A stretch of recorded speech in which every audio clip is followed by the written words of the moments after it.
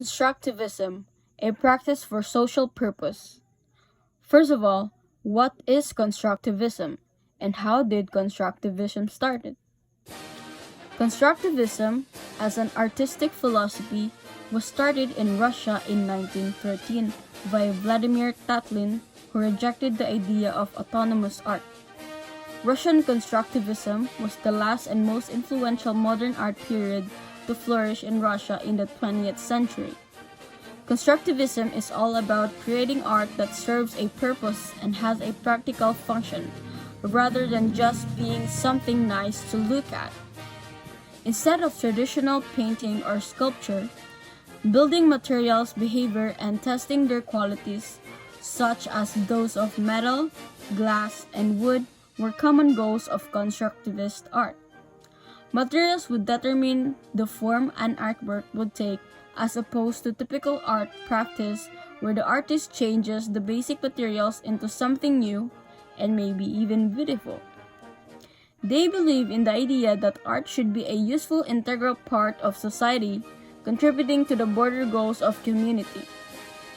This art movement used to steer people's emotion. That's why it is considered a dark movement. It manipulates the people's mind, forcing them to accept social reforms, hence the word communism. Graphic designs are prominent in constructivism art. Constructivism art typically have bold letterings and color with simple shapes. Colors usually are red and black.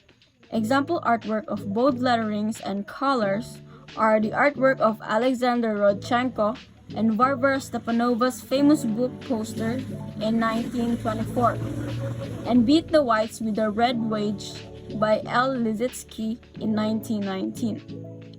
There are also various elements include variety of visual technique such as collage, superimposition, fragmentation, repetition, and scale manipulation. Example artwork is from Gustav Klutz's Workers Everyone Must Vote in the Election of the Soviets in 1930, where the hand shows repetition. One of the most important artwork in this movement is Tatlin's Tower, also known as the Monument to the Third International. It was Tatlin's design for a monumental building that was to be erected in St. Petersburg as the headquarters and monument of the Comintern or Third International. It was envisioned as a towering symbol of modernity, built from industrial materials like glass, steel, and iron. Though the tower was never realized, it has become one of the symbols of constructivism. However, when the new Soviet government was replaced by a dictatorship that was more conservative in its artistic and political policies, Tatlin's project was stopped and thus never actually built. The tower was designed to be 1/3 taller than the Eiffel Tower. Constructivism influences. Constructivism was influenced in architecture, sculpture, and graphics design. In architecture, the image shown is an Tatlin's Tower, also known as the Monument of the Third International in 1919 and 1920. In sculpture, Head No. 2 by Nangabu was associated with the constructivists at the time of the Russian Revolution in 1917. They saw an artistic renewal as part of revolution and embraced new scientific theories and industrial materials. Vladimir Tatlin, founder of Constructivism. Alexander Mikhailovich Rodchenko, one of the founder of Constructivism.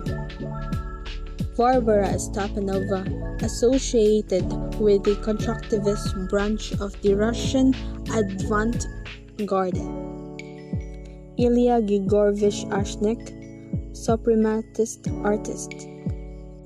Lazar Mankiewicz Lissitzky, Russian artist, designer, photographer, typographer, formalist, and architect.